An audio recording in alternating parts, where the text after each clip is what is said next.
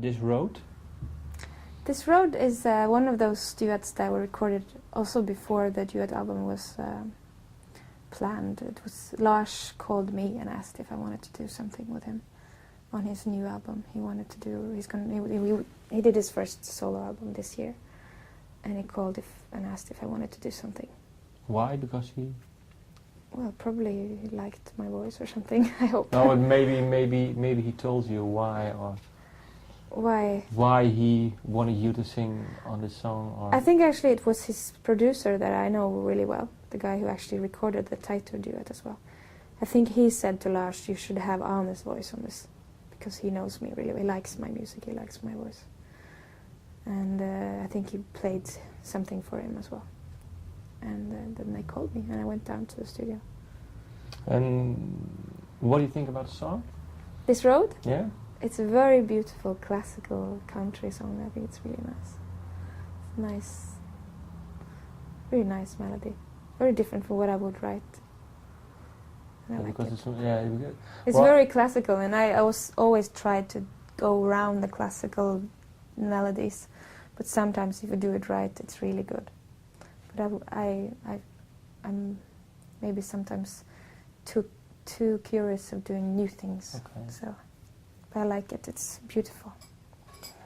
Well, then maybe the odd one out. Stop. What is that? Stop, the odd one out. Stop, yes, that's actually a song that I recorded for my EP. I recorded and I released my first single, My Lover Will Go, on an EP, which is, it also has another cover version of a Jeff Buckley song on that one. And Stop is by Sam Brown. Yeah, Stop is by Sam Brown, and it's one of my favorite songs from 80s, 89 I think. Yeah. I remember it so well that I used to listen to it a lot and had it on tape. And it's a song that I've kind of rediscovered in like 5 years ago or something. And this friend of mine who's on Liv Vidal, we were sitting on a summer house in Sweden. I think it was maybe 2 years ago, and she started playing this song, and I said, "Oh, Liv, I love that song. I want to do a cover of that one day." And she said, "Yes, I know, I want to do it too." And then when I was supposed to do a cover for the EP, I just, now is the time. I'm going to call her and we're going to do it together. And then we did it. And was it hard because you know the song that good? Yeah, the thing is when we tried to fix it, the first time I tried to play it like it is, and nothing happened. It just didn't have any magic at all because it's so good as it is. So I tried to find a different. So the guitar playing is kind of the. When I found that, I knew exactly. And what did you do then? The guitar arrangement that I've made for this song, which is very different from the original song, which is like more like aggressive. Dun, dun, dun, dun, dun, dun. When I found that and we started to sing on that, then it was just in the box. Okay. So, Across the Bridge. That's Elle Kari, my label mate, my friend, and we've known each other now for 3-4 years, and we know each other's music really, really well, and at last we could do something together. And can you describe her music? Her music is kind of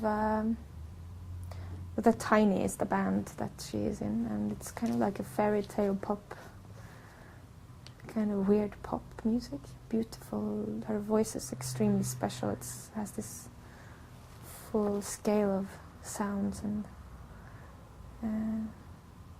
very, very intense voice. And beautiful melodies and nice lyrics and special setting as well. It's shallow and double bass and her on piano. And I love their music. It's really nice. And why did you pick this song then? This is one of her songs from her first album, and I always loved it. It's a really beautiful song, and I think it's actually was my manager, who's actually her manager too, who said, "Oh, can't you do Across the Bridge? That would be so great." And what makes the song special for you then? The melody of it. I really love the melody, and it's in my heart. I've listened to it so many times. It's one of my favorites.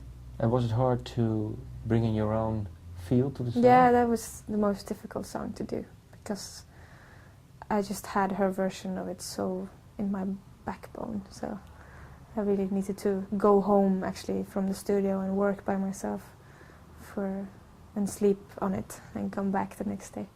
And how did you do it then? What did you do? I just, sit down with nobody listening and trying to find my voice and trying to sing that verse in my way and try to find my place in this song. So, and it worked out really well. I'm very happy about that version we made in the end. Easier.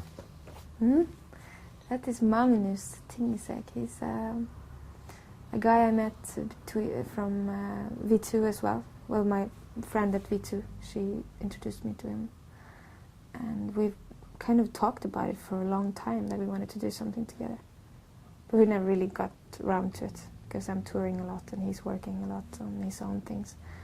And then when I decided to do the duet album, to finish it, I wanted him on that. So, and we did this song very spontaneously. We did it on a radio session in Oslo. And why this song then? It was his idea.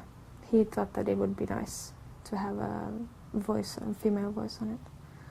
And it's nice. The lyric is really quite light. It's like life is good kind of feel to it. And we tried it in the radio session, and it was it was magical. We found this perfect a sync on that song. So it was so natural to use that for the duet album.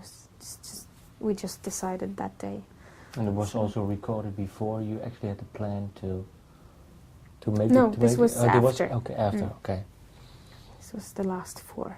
And the sync, how do you get the sync with him on the album?